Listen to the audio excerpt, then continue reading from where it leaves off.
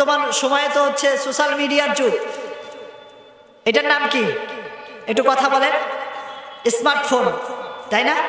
এই স্মার্টফোন যাদের হাতে আছে, আমরা আমাদের বিপদ আসলে যে কোনো মুহূর্তে যে কোনো সলিউশনের প্রয়োজন হলে বা যে কোনো কাজে কর্মে আমরা আজকে স্ট্যাটাস দেই। আমাদের যদি কারো বাচ্চা হয়, বাচ্চা হওয়ার সঙ্গে সঙ্গে আলহামদুলিল্লাহ আমার বাচ্চা হয়েছে, আলহামদুলিল্লাহ আজকে আমরা এটার মধ্যে আমি সফলতা পেয়েছি, আলহামদুলিল্লাহ আজকে আমাদের কপাল খুলে গেছে। আমরা ফোনের মাধ্যমে স্ট্যাটাস দেই না? একটা বাচ্চা হয়েছে, বাচ্চা হওয়ার সঙ্গে সঙ্গে কেন ভাই আপনাকে স্ট্যাটাস দিতে হবে? বাচ্চাটা দুনিয়া আসছে, কেন ফেসবুক ইউটিউবে দিতে হবে? কেন টুইটার মেসেঞ্জারে দিতে হবে? দেই না?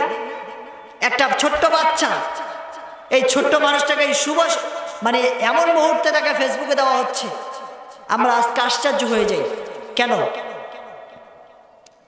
আল্লাহ তাআলা আমাদের এই সমস্ত বিপদ থেকে হেফাজত করুক, সকলে বলে আল্লাহুম্মা আমিন।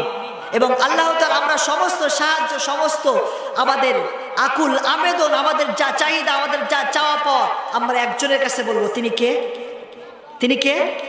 আল্লাহ। আমাদের যার যে সমস্যা আছে, অভাব অনটন আছে, আমরা দুঃখে থাকি, কষ্টে থাকি, হাজারো ডিপ্রেশনের মধ্যে থাকি, হাজারো ব্যথার মধ্যে থাকি, আজকে আমার খাবার নাই, আমরা চাইবো কার কাছে? আগামীকাল আমার খরচের টাকা নাই, আমরা চাইবো কার কাছে? আগামীকাল আমরা বাজারে যাব, কিন্তু কি নিয়ে যাব আমরা ভেবে পাচ্ছি না। আমরা 2 রাকাত নামাজ আদায় করব, সাহায্য চাইব কার কাছে? আল্লাহ সাহায্য আমাদেরকে করবেন না?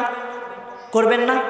যে আল্লাহ তাআলা এত দয়া করে, মায়া করে, করুণা করে, এত সুন্দর করে পৃথিবীর মধ্যে সর্বশ্রেষ্ঠ মানুষ আশরাফুল মাখলুকাত হিসাবে আল্লাহ তাআলা আমাদেরকে পাঠিয়েছেন এমনি এমনি না, বড় দয়া করে, বড় আশা আকাঙ্ক্ষা নিয়ে, বড় মায়া করে, বড় ভালোবাসা নিয়ে আল্লাহ তাআলা আমাদেরকে সৃষ্টি করেছে। বলেন সুবহানাল্লাহ।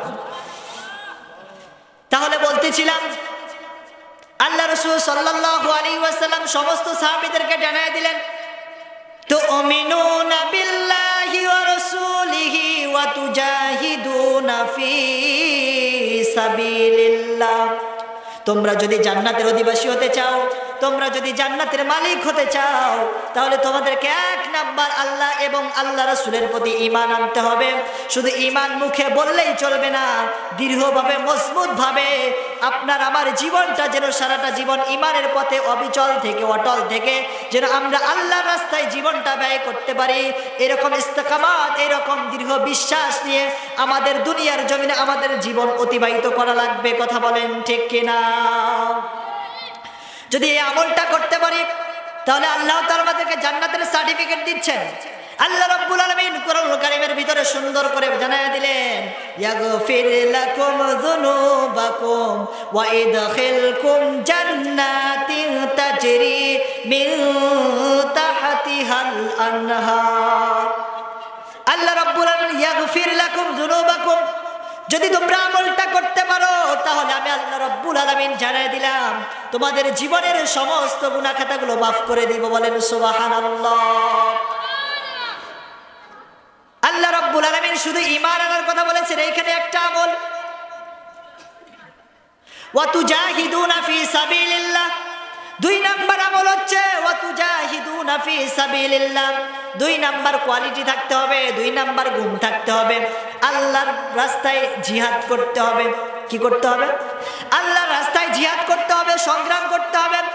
আল্লাহর জমিনে আল্লাহর দ্বীন প্রতিষ্ঠার আন্দোলনের সাথে আপনাকে সম্পৃক্ত থাকতে হবে। আল্লাহর জমিনে কিভাবে আল্লাহর দ্বীন কায়েম হয়, আল্লাহর জমিনে আল্লাহর দ্বীন ইসলাম কিভাবে কায়েম করা যায়, এরকম আন্দোলনের মধ্যে শামিল থাকার দরকার আছে না নাই? এই কোরআনুল কারীমের ভিতরে নামাজের কথা এসেছে মাত্র 82 বার। কতবার? এই কোরআনুল কারীমের ভিতরে নামাজ, ওয়াকিমুস সালাতা ওয়া আতুজ যাকাত, এই শব্দ 2টা আসছে 82 জায়গায়। কত জায়গায়? 80 থেকে 82 জায়গায়। ফাসাল্লি লিরাব্বিকা ওয়ানহার, এই আয়াতে কারিমার ভিতরে আল্লাহ তাআলা নামাজ পড়তে বলেছেন। এইখানে আছে 1 জায়গায় ওয়াজাহিদুনা ফি সাবিলিল্লাহ, আল্লাহর রাস্তায় জিহাদ করতে হবে। এই কথাটা এই কোরআনুল কারীমের ভিতরে, জিহাদ শব্দটা কোরআনুল কারীমের ভিতরে এসেছে 917 বার। আল্লাহু আকবার। এত আস্তে? আমি তো শুনেছিলাম যে চরের মুসলমানদের ইমানের পাওয়ার, ইমানি মজমা, ইমানি ভোল্ট